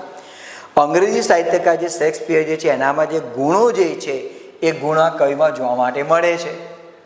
એટલે આ શેક્સપિયર શબ્દ જે છે એ તમારે ત્યાં આગળ આવે, જાતિવાચક સંજ્ઞા તરીકે તેનો ઉપયોગ ત્યાં આગળ થાય છે. બીજું ઉદાહરણ આપેલું છે, એ રાજા બળમાં ભીમસેન, ઉદારતામાં કર્ણ અને સત્યમાં હરિશ્ચંદ્ર છે. તો આમાં તમે જો રાજા જે છે, આ રાજા જે સંજ્ઞા જે છે એમાં કયા કયો ભાવ જોવા માટે મળે છે? બળની અંદર ભીમ જેવો છે. તો ભીમસેન શું વ્યક્તિવાચક સંજ્ઞા થઈ? ના, ભીમમાં રહેલા જે ગુણ જે છે એમ બતાવવામાં આવેલું છે. એટલે ભીમ એક વ્યક્તિ જે છે એનું જે ગુણ જે છે તે ત્યાં બતાવવામાં આવેલું છે, એટલે જાતિવાચક ત્યાં થયું. ઉદારતામાં કર્ણ, એટલે કર્ણ જેવું તેનો ગુણ રહેલો છે. અને સત્યમાં પોતે કેવું છે? હરિશ્ચંદ્ર જેવું છે. રાજા જે છે, રાજામાં ઉદારતા, બળ, સત્ય આ તમામે તમામ તેનો સમાવેશ થાય છે. માટે એનો પ્રકાર જાતિવાચક સંજ્ઞામાં ત્યાં આગળ આવે. હવે એનાથી થોડું વિપરીત ઉદાહરણ આપેલું છે કે ઘણીવાર જે ભાવવાચક સંજ્ઞા હોય, ભાવવાચક સંજ્ઞા એનો પણ જાતિવાચક સંજ્ઞા બની જતી હોય. આ બંને ધ્યાનમાં રાખજો. ઘણીવાર સંજ્ઞાવાચક નામનો જાતિવાચક નામ તરીકે ઉપયોગ થાય છે. આ જે છે કવિ જાતિવાચક, રાજા જાતિવાચક પણ આ સંજ્ઞા છે. શેક્સપિયર શબ્દ તમને આપેલો છે તો વ્યક્તિવાચક સંજ્ઞા લાગે, પણ ના, આ કવિ તો જાણે બીજો શેક્સપિયર. કવિ જે છે એનામાં શેક્સપિયરના જે ભાવ જે છે એટલે મતલબ કે જે લખવાની જે ક્રિયાઓ જે છે એ ત્યાં વિશેષ રીતે ઉલ્લેખ કરેલો છે. માટે એવું જ એક ઉદાહરણ છે પણ એ ભાવવાચકનું છે. ભાવવાચક નામ પણ જાતિવાચક સંજ્ઞા બની જતા હોય છે. મિત્રો પરીક્ષામાં કદાચ પૂછે તો આ વાક્ય તમને પૂછે, સહેલું પૂછે તો આપણું નસીબ કહેવાય. જો એ પહેલું ઉદાહરણ આપેલું છે, તમારો પ્રેમ જોઈ હું બહુ ખુશ થયો. પ્રેમમાં અંડરલાઈન છે, પ્રકાર ઓળખો. આપણે શું કરીશું? યાર આ તો ભાવવાચક સંજ્ઞા બન્યા, તો મને આવડે એવું છે, થોડું પૂછાતું હોય. પણ વાક્ય અને વ્યાખ્યાના અનુસંધાનમાં જો હું તમને સમજાવું છું મિત્રો, આ પ્રેમ શબ્દ તમને આપેલો હોય માત્ર તો એ તમારે આપણે ભાવવાચક સંજ્ઞામાં આવે. પણ વાક્યના ભાવના અનુસંધાને આ ભાવવાચક સંજ્ઞા જાતિવાચક સંજ્ઞા બને છે. તમારો પ્રેમ જોઈ હું બહુ ખુશ થયો. હવે માં જે છે, માનો પ્રેમ બાળક ઉપર હોય છે, તો માનો પ્રેમ શબ્દ જે છે એ ભાવવાચક છે, પણ માએ જે પ્રેમ જે બાળક ઉપર દર્શાવે તે જાતિવાચક ત્યાં આગળ થઈ ગયું. એવું બીજું દાન આપેલું છે, તમારો મારી ઉપર ખૂબ જ મોટો ઉપકાર છે. ઉપકાર જે છે એક વર્ગને લગતો નથી, એનો વિશાળ વર્ગ ત્યાં આગળ બતાવે છે. ખૂબ મોટો ઉપકાર છે. તો ઉપકાર જે છે એ ત્યાં આગળ બતાવે છે, જાતિવાચક સંજ્ઞા ત્યાં આગળ બતાવે છે. ધ્યાનમાં રાખજો, આ વાક્ય ઘણી વાર પરીક્ષામાં ગુલાબનું ફૂલ મને ગમે છે અને આ રીતે વાક્ય આપેલા છે. પહેલાં આ વાક્ય પૂછાઈ ચૂકેલા છે, માટે આ વાક્યોને ઉલ્લેખ મેં કરેલો છે. ન તો સંજ્ઞાના મુખ્ય જે પ્રકારો છે તો આપણે ક્યાંના પૂરા થઈ ગયા. પણ તમે કોઈ પુસ્તક વાંચતા હો અને આવો ભાવ બતાવેલો હોય, તમને લાગે કે આ તો અંદર છે નહીં, તો આપણે એનો પણ આપણે ત્યાં આગળ સમાસ કરી નાખ્યો. તમારો મારી પર ખૂબ જ મોટો ઉપકાર છે. અહીંયા તમે જુઓ, ઉપકાર જે છે ને એ કોઈ વ્યક્તિના કોઈ વિશાળ વર્ગમાં બતાવવામાં આવે છે. તેમનો પ્રેમ જોઈ હું ગદગદિત થઈ ગયો. તો તેનો જે પ્રેમ આપવાનો જે ભાવ જે છે એ વિશાળ વ્યાપક અર્થમાં છે. માટે એ સંજ્ઞાનો જે પ્રકાર જે છે એ તમારા છે જાતિવાચક સંજ્ઞામાં ત્યાં આવે. આવા વિશેષ વાક્યોને તમારે ધ્યાનમાં રાખવાની ત્યાં જરૂર છે. અરે આ તો આ માણસ ઝઘડુસા છે. હવે માણસ ઝઘડુસા જે છે એ દાનવીર થઈ ગયા. ઝઘડુસા મહારાણા પ્રતાપને આપણે યાદ કરીએ ત્યારે ઝઘડુસા આપણને કર્ણની જેમ આપણને યાદ આવે. તો જે વ્યક્તિ જે છે તેનામાં ઝઘડુસા જેવો જે ભાવ છે, માટે એ જે પ્રકાર છે ઝઘડુસા જે જાતિવાચક ત્યાં આગળ થઈ ગયો. ઝઘડુસા એ વ્યક્તિવાચક ના બને, પણ ઝઘડુસાનો જે એનો ભાવ, એનો જાતિ, એનામાં કયા ગુણધર્મો છે, તેના કયા લક્ષણો છે વ્યક્તિને જોવા માટે મળ્યા, માટે એ જાતિવાચક ત્યાં આગળ સંજ્ઞા ત્યાં આગળ બને. આવા અસંખ્ય ઉદાહરણો મિત્રો આપણી પાસે છે જ, પણ તેને જે વાક્ય આપેલું હોય એ વાક્યને તમારે સમજવું પડે, એને મમરાવવું પડે અને પછી તેને ભાવને નક્કી કરવો પડતો હોય છે. અને હા, બીજું તમને એવું ચલો આ વાક્ય તમને કહી દઉં કે માં, આના બદલે આ રીતે વાક્ય તમને આપેલું હોય, બંને વચ્ચેનો તમને થોડો ડિફરન્ટ તમને બતાવો. આ વાક્ય આપેલું છે, તમારો પ્રેમ જોઈ હું બહુ ખુશ થયો. વર્ગમાં શિક્ષકનો પ્રેમ જોઈ બાળકો ગદગદિત થઈ ગયા. તો આખો સમૂહ વ્યાપ્ત વિસ્તાર થયો. પણ આ રીતે વાક્ય આપેલું હોય કે માની જોડણી આમ આવે, મની પર બિંદી ના આવે. આપણે માં શબ્દ લખીએ છીએ એટલે મની પર બિંદી મૂકીએ છીએ. આ શબ્દ ખોટો છે, એની આપણે નેક્સ્ટ ટાઈમ ચર્ચા કરીશું. તેની એમ ના આવે. માં બાળકને પ્રેમ કરે છે કે પ્રેમ આપે છે. માં બાળકને પ્રેમ આપે છે. અહીંયા માનું જે બાળકને પ્રેમ આપવાની બાબત જે છે સીમિત છે, માટે માં જાતિવાચક આવે, બાળક જાતિવાચક આવે, અને અહીંયા પ્રેમ જે છે આ બે જ વ્યક્તિ વચ્ચેનો છે બતાવવામાં આવ્યું છે. માટે ત્યાં પ્રેમ ભાવવાચક થઈ ગયું. વ્યાપકતા હોય, વિશાળતા હોય ત્યારે એ ભાવવાચક સંજ્ઞાનો પ્રકાર બદલાઈ અને જતો હોય છે આપણે જાતિવાચકમાં ત્યાં આગળ જતો હોય છે. તો આ પ્રમાણે સંજ્ઞાના જે પ્રકારો જે છે, જુદા જુદા પ્રકારો, અને આ બાબતને ધ્યાનમાં રાખવાની, એની પ્રત્યે આપણે ત્યાં આગળ ધ્યાન રાખવું ત્યાં જરૂરી છે. તો મિત્રો, આ સાથે ગુજરાતી વ્યાકરણમાં સંજ્ઞાનો જે પ્રકાર જે છે એને આપણે ત્યાં પરિપૂર્ણ કરીએ છીએ. નવા સ્વાધ્યાય સાથે ફરી મળીશું. આપ સૌનો ખૂબ આભાર. જય હિન્દ, જય જય ગરવી ગુજરાત.